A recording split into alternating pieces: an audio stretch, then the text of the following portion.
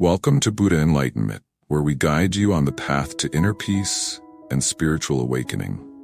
In today's video, we'll explore the 5 essential questions you need to ask yourself to identify and overcome the negative thoughts that steal your peace.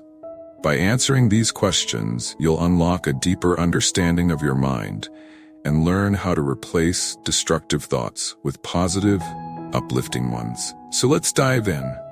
The first question that you have to ask from yourself is, what are the thoughts that keep me away from peace? What are the thoughts that steal my peacefulness inside me? When you ask this question from yourself, you can go through the weaknesses of yourself, because the weaknesses are different from one person to another. For someone, the thought that steals their peacefulness is the anger for another person.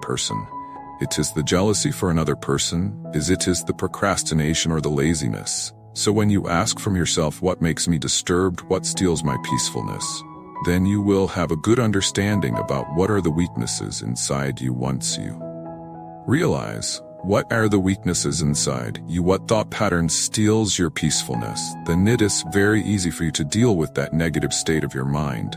So ask from yourself, what steals my peacefulness? And have a good understanding about it. The second question that you can ask from yourself is, what am I thinking right now? This is one of the best questions that you can ask from yourself to bring your mind to this current and present moment, to have a good understanding about the current situation of your mind. Because most of the time, our mind lives in either itis in past or it is in the future. It is hardly or our mind lives in this present moments. Since you ask this question, what am I thinking now? Ask this question as much as possible from yourself. What am I thinking now? What am I doing now? When you ask from yourself, that it comes your awareness come into this present moment. Because most of the time our awareness travels from one arena to another. Maybe it is in the past, maybe it is in the future. It hardly comes to this present moment. Once you come into this present moment, it's very easy for you to solve the problem. And because you know what is going inside. When you ask from yourself that question, you can come up with so many answers. Ask it from yourself, and you will come up with these answers like, my mind is in anger. Now I am at stress. Now I'm in a problem. I'm thinking about something. I'm worrying about something. Once you identify that, once you catch your thought, it is very easy to deal with it.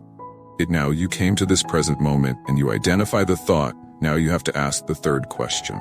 The third question is this thought pattern helpful for me? When you ask this question from yourself, you dive into that problem and you started to think the downside of that negative state.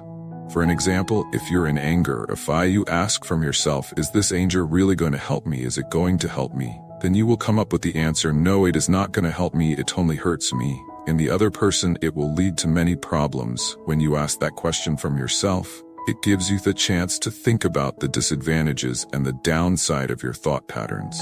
The more you realize the disadvantages of your thought patterns, it is very easy to stay out of it. Because you know that it is going to hurt, because most of the time we do things and we think without realizing and without thinking about the disadvantages of it. And that is why it is the best thing to ask from yourself. That is it really going to help me? Now you identified your state of your mind. Now you came to this present moment now. Now you know that it is not going to help you. And as the next question, now you can ask from yourself, what is the best thing to do? Instead of staying in this negative state, for an example, if you're in anger, ask from yourself, what is the best thing to do? Instead of staying in anger, now what should I now? Then you will come up with the answer that it should forgive people. It should let go of this anger. You know, if I need to be at peace, if I need to find the peacefulness inside my mind, then I need to let go of this anger. I need to remove it now.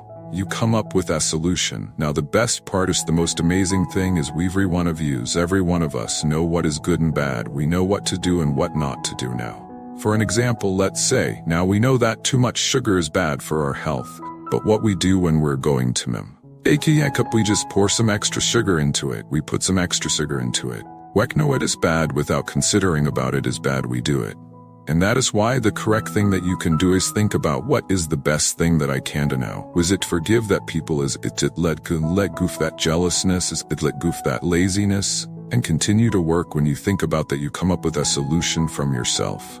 You find the solution through yourself. So ask this question from yourself, that what is the best thing that I can do to stay away from this negative state of my mind? Now you came up with the solution for your problem. Now what you have to do is to think about the benefits of cultivating this positive state of your mind. Try to think about the benefits of forgiving. Try to think about the benefits of staying away from jealous. Try to think about the staying away from laziness and getting to work. Once you do that, you will come up with the benefits of it. You will find the reward of it. The more you see the benefits of something, the more you will tend to be in that state. Because you know that you're going to get something good into your life. So try to ask from yourself, what are the benefits that I'm going to get by cultivating this wholesome thoughts, that is the four thorns. Now you ask all the questions from yourself now. You know what to do and you know the benefits of it. Now there's only one thing that you have to do, and that is to take action. Go ahead and do it. Do the wholesome things and cultivate more wholesome qualities to your mind. But remember, none of these things are easy to our life.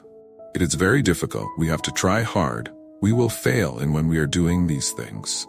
But one thing that we have to do is we have to keep on doing it, whether we fail or not. Once you do it continuously, once you maintain that consistency, you will be good at it, and it will be a part of your life.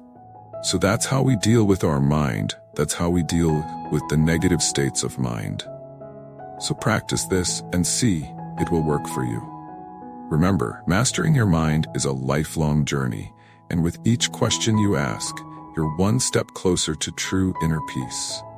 Practice this regularly, and you'll see incredible changes in your mental state. If this video helped you, give it a thumbs up and share it with someone who needs to hear this.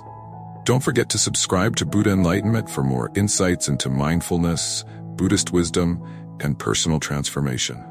Until next time, may you be well, peaceful, and at ease.